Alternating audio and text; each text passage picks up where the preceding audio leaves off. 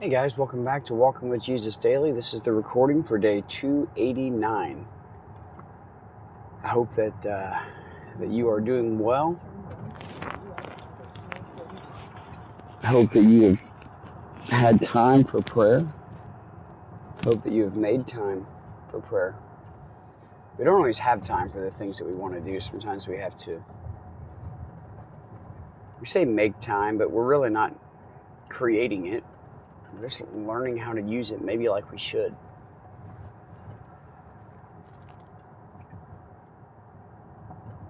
Had a fantastic opportunity for Bible study last night with difficult questions and concerns, and overall good fellowship, good time with one another, but lasting well over 2 hours, which was great. I feel like that's just starting to heat up at that point, but we hit on a lot of topics. One of the main topics was fear and how crippling fear was. And, we can read as many verses as we want. God did not give us a spirit of fear, but of power and love and self-control. I think that's 1 Timothy. Or, we can read that there is no fear in love. We can piece things together however we want, to say whatever we want. And that's what we do, because we are our own God, right? But truth of the matter is, fear's real. I've experienced fear this week. I experienced fear yesterday. Probably have experienced it today and haven't really noticed. But fear is a real thing. And if you're experiencing fear, just understand that that's an actual human response to what's going on around you, or to what you've allowed to be put in your head, or whatever it might be. Doesn't make it wrong to experience fear. To have a reverent fear of God is good. We're supposed to. But this kind of fear that we're talking about is crippling. This kind of fear is something that Satan uses against us. It's a fear that is set on us, and it's like quicksand, or a tar pit, I guess. It's something that you start sinking in, and the more that you wrestle with it, the more that it takes you under. And I don't know of any other way of getting through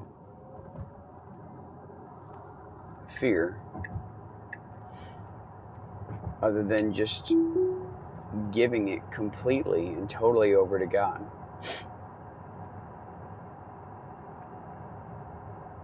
To completely surrender to the highest of powers, to surrender to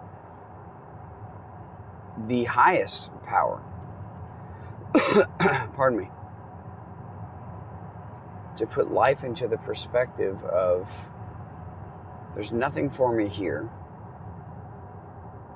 so why do I fear? It's all Him, and it's all this spiritual life.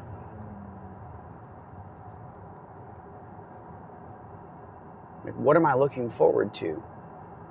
What am I clinging on so tightly to? What am I allowing to run through my mind? Because 99% of the time, fear is made up in our minds. I'm afraid this could happen, or I'm afraid that could happen. And then you don't ever actually end up living in the moments that you're in.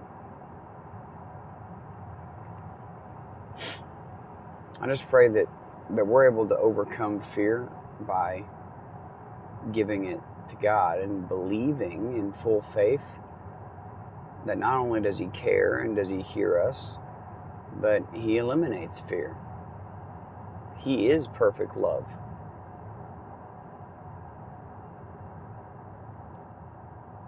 And I don't know why, I'm not going to talk about it more because we can talk about it forever, but we'll dig into today's lesson. But if you're struggling with fear, either talk with someone about it and just let them know, hey, I'm really hurting with this right now, and I'm very fearful over these things happening. And that is just know that God has no intention for you to stay in fear. For you to experience the feeling of fear is not wrong, but to stay there and allow it to separate you from God, allowing it to become sin, that's not okay. All right. We're going to be Matthew 24, 36 through 51, Mark 13, 32 through 37, Luke 21, 34 through 38. So we'll start in Matthew like we usually do, and we'll start in the ESV as we usually do. Matthew 24, 36 through 51. Remember, what we are talking about in all of this so far has been about the destruction of the temple, the second coming, what the signs are, what it's going to look like, those kind of things, right? Those are all the things that have been mentioned. We had the lesson on the fig tree, and he ends verse 35 with, heaven and earth will pass away. There'll be a new heaven and a new earth, but my words will not. And you're like, that means the Bible's going to last forever. No, he's saying, see, he is the Word. In the beginning was the Word, and the Word was with God, and the Word was God, right? Remember then, the Word was the light of life. Remember the Word became flesh. So if we remember these things, then we know we have a better idea and understanding of who the Word is, what the Word is. And to understand that is important, and to understand too that the things that are physical or temporal in this life, they will disappear. But the words of Jesus and what he said and what will happen will never pass away. But concerning that day, now we know what we're talking about. What is the sign of these things to take place, and what day is it going to be? But concerning that day and hour, no one knows. Not even the angels of heaven, nor the Son, but the Father only. And that guy on TV, and that super smart person on the interwebs, and the tic-tacker, and the U-blogger, and the Insta-photo guy. But aside from them and the Father, no one else knows. I mean, let's be real. What's wrong with us? Why are we listening to people? Why are we listening to people? Listen to God. Listen to the words of God. Concerning the day or hour, no one knows. No one. Not the angels. Not the Son of God. And you're like, well, Jesus doesn't even know? But I thought Jesus was God. I'm just saying, like, in the form of what he is right now.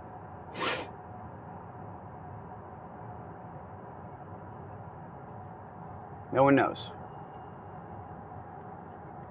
For as were the days of Noah, so will be the coming of the Son of Man. What do you mean? People are going to get to that level of evil? Like what? Oh, well, he goes on to explain. For as in those days, before the flood, they were eating and drinking, marrying, and given in marriage, until the day when Noah entered the ark, and they were unaware, until the flood came and swept them all away, so will be the coming of the Son of Man. How sad is that? Out of the whole world population, there were 8. 8. Have you ever thought about the fact that what if like one of his sons wasn't really a very good dude, and God was like, all right, I'm going to let you and your family on except for your one son and his wife, because they just can't continue on. That would hurt, right? Okay. Verse 40. Then, when this happens, let me explain to you what it looks like. 2 men will be in the field. 1 will be taken and 1 left. 2 women will be grinding at the mill. 1 will be taken and 1 left.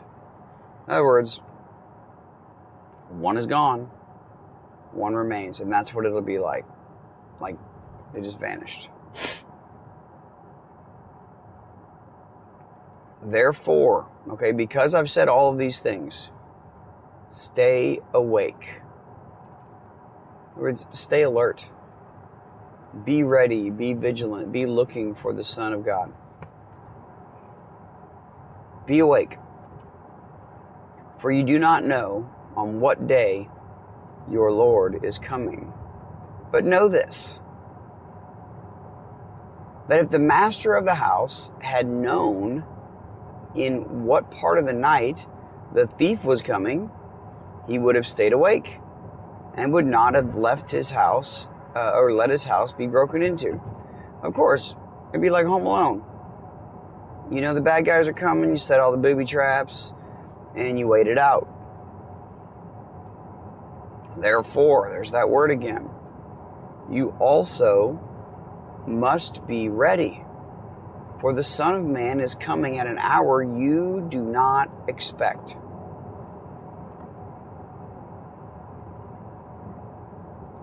Not to trick you, not to catch you in your sin and snatch you up and throw you into hell. Hell was not made for people.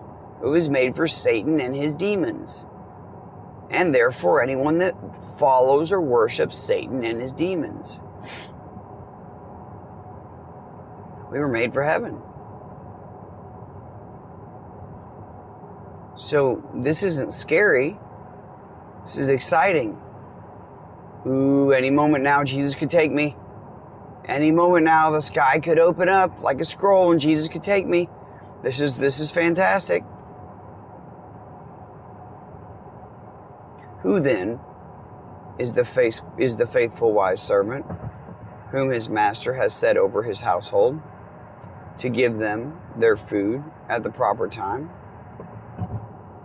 Blessed is that servant whom his master will find so doing when he comes, taking care of people.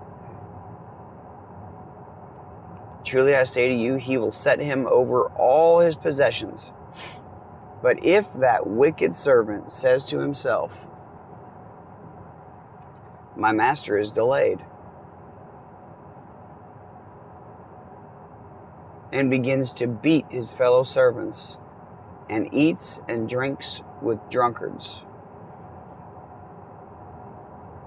the master of that servant will come on a day when he does not expect him, and at an hour he does not know, and will cut him in pieces and put him with the hypocrites, with the pretenders, with the actors, with the fake.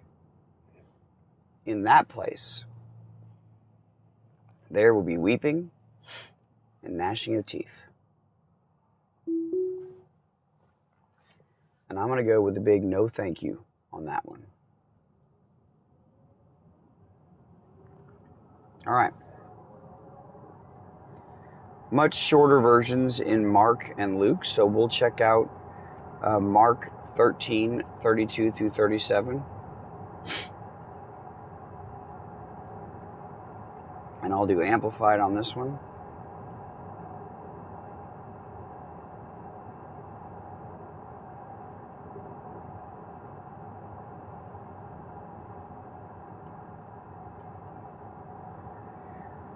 but of the exact day or hour, no one knows, not even the angels in heaven, nor the Son in his humanity, but the Father alone. Let's be very clear on that. These are the words that Jesus spoke. You can't just believe some of them and not others. Do not be fooled by these people. They are liars. They are not of God. Okay? Do not be fooled. Be on guard and stay constantly alert and pray. Pray. What did Jesus say in the garden? Stay alert and pray. Be on guard and stay constantly alert and pray, for you do not know when the appointed time will come.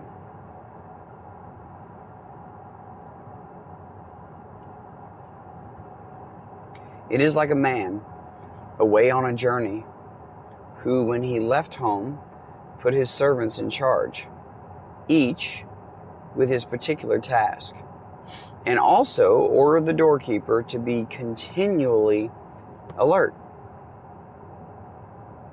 Therefore, be continually on the alert, for you do not know when the master of the house is coming, whether in the evening or at midnight, or when the rooster crows, or in the morning. Stay alert in case he should come suddenly and unexpectedly and find you asleep and unprepared. See, they're talking in physical sense here, then we relate everything over, remember, to a spiritual sense. So not actually sleeping, okay, but spiritually asleep. What I say to you, I say to everyone, be on the alert, stay awake, be continually cautious. Be in prayer, guys, right?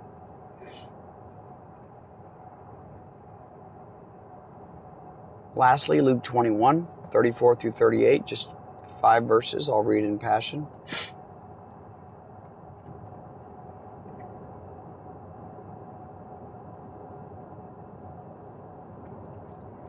Be careful that you never allow your hearts to grow cold.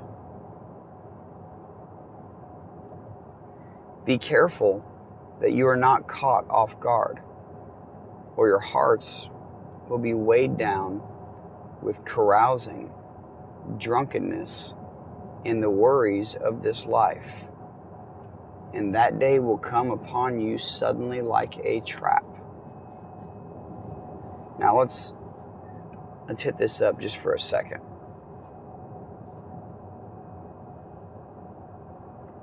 Be careful that you don't allow your hearts to grow cold. Be careful that the heart that God has put in you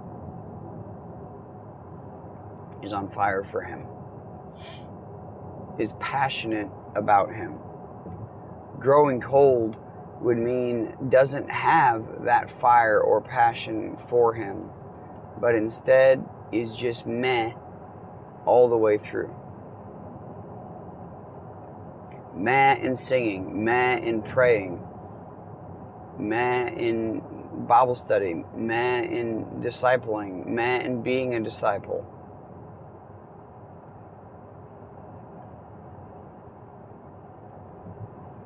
And the truth of the matter is,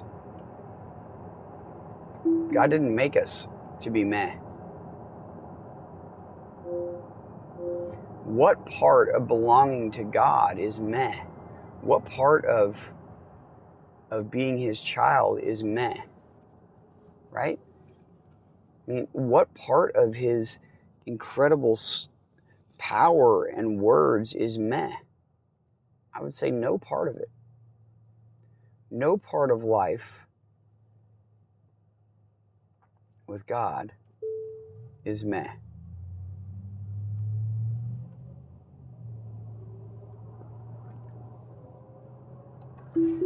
So he says, be careful that you don't allow your heart to grow cold. Meaning what? That Satan will try to make your heart grow cold? Possibly. Be careful that you're not caught off guard. Be ready.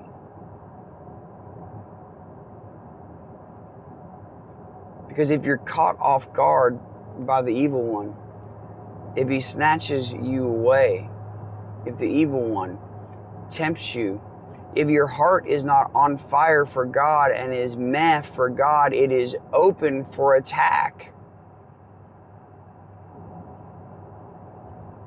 If your heart is open for attack, Satan will come. And he will attack and attack and attack until he finds a weakness in the armor that you have put on.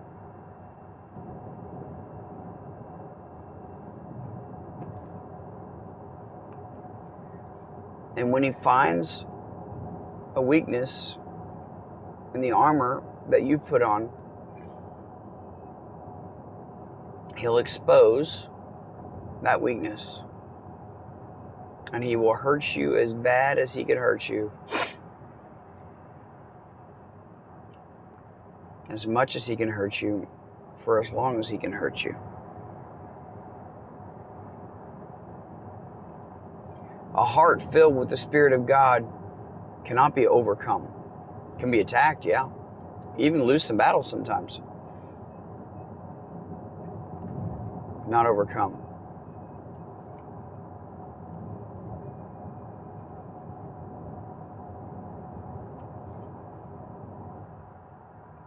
Soon is relative, right? Jesus is coming back soon.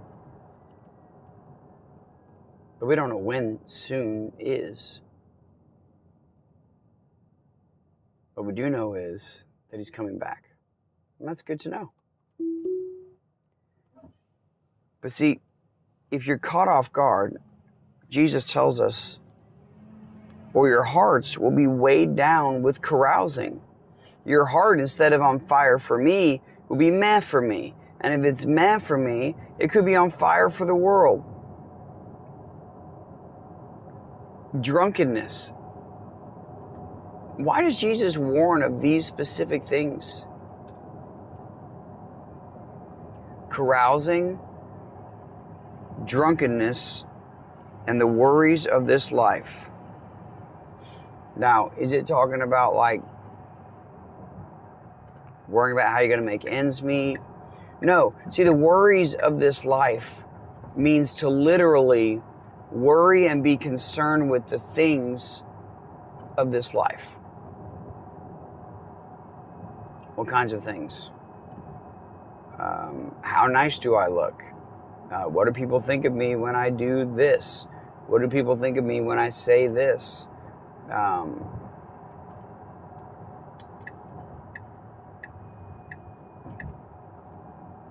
Those are the worries of this world.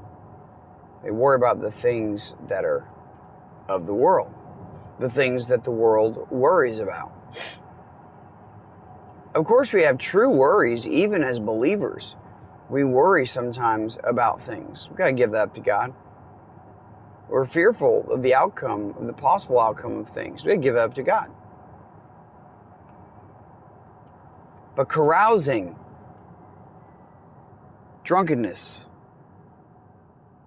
and the worries of this life, that's three things. And the day will come, that day will come upon you suddenly like a trap. It won't be an actual trap. You'll know he's saying it. If you're doing these things, if you are out with worldly people, doing worldly things, living a worldly life, drinking, worrying about the things of this world,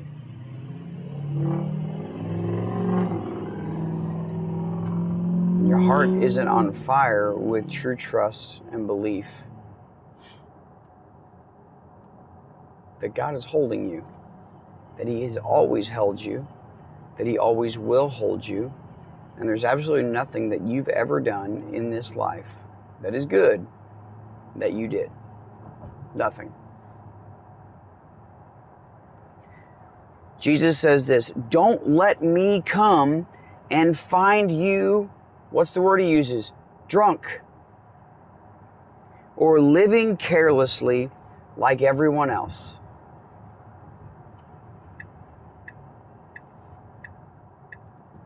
Don't let me find you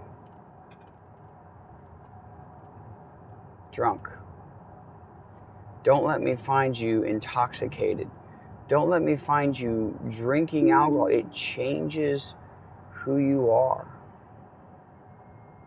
7 minutes after one sip of alcohol has been taken, inhibitions already start to go. It's a scientific fact. It's a medical fact. We all know it. It's the truth. Be intoxicated and filled, not with the spirits, not with alcohol, but with the very Spirit of God.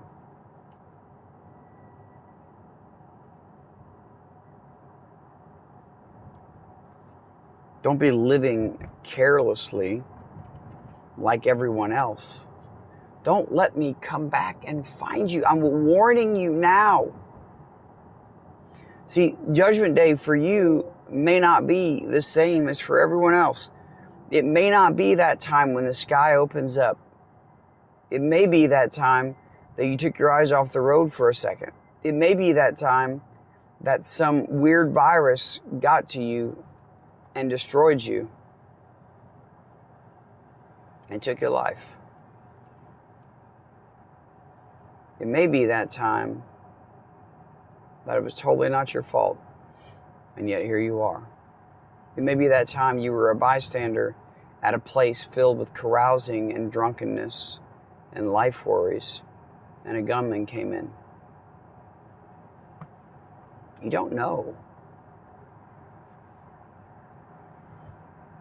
This is why Jesus says like this, for that day will come as a shocking surprise to all. And there are good shocking surprises and there are bad shocking surprises. And here's the truth. For a majority of people, this is a bad shocking surprise. Keep a constant watch.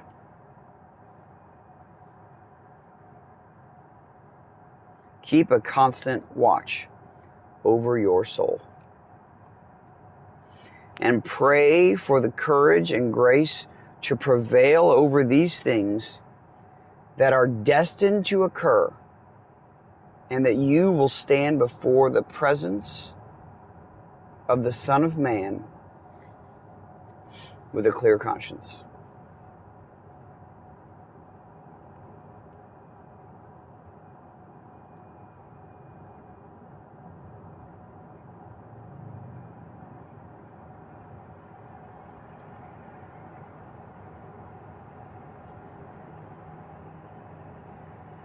Well, this was not meant to drive fear into anyone. It should be read as a great encouragement. And on top of a great encouragement, saying, hey, stay the course, you're doing it. I will come back. I promise. You will stand before me. I promise.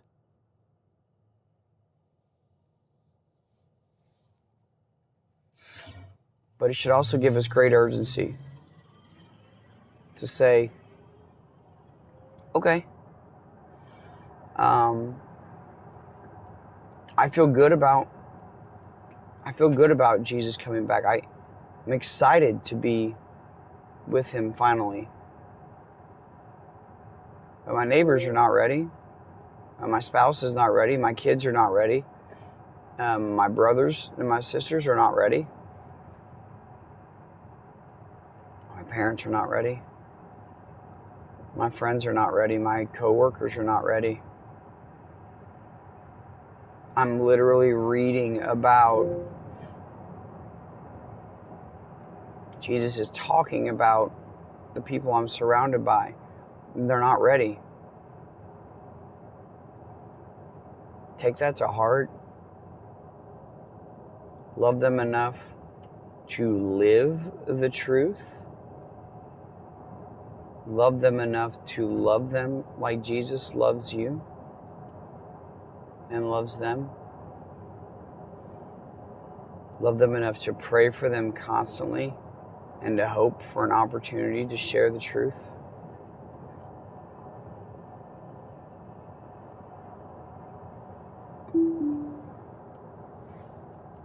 All right. I'll wrap this up. Bottom line, nobody knows when Jesus is coming back. Nobody knows when your time is up. But it will happen. We know that for sure. So if you know what's going to happen, why are you testing this? On top of that, do not let your heart grow cold. Stay alert. Stay vigilant.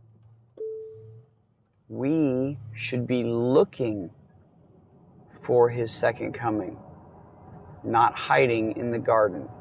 We should be excited about, we should be looking constantly. Maybe today's the day. Oh, I can't wait. I hope he finds me serving other people. I hope he finds me loving other people.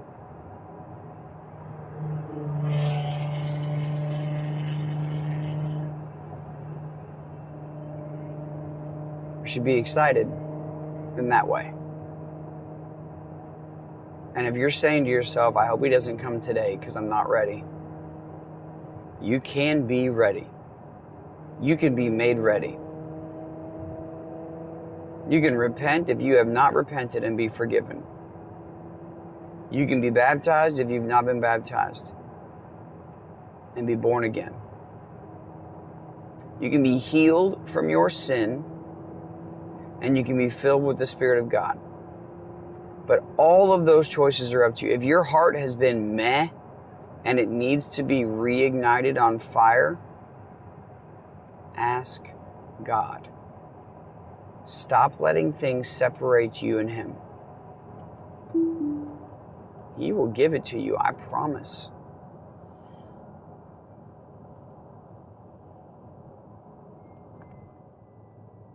But hear the words of God. Hear the words of Jesus. And don't worry about what anybody or anything else has to say. Kickstart that heart. Fire it up again. Be on the lookout. Be anxious because you can't wait. You can't wait for Jesus to come back. All right. I love you guys. I'll see you tomorrow.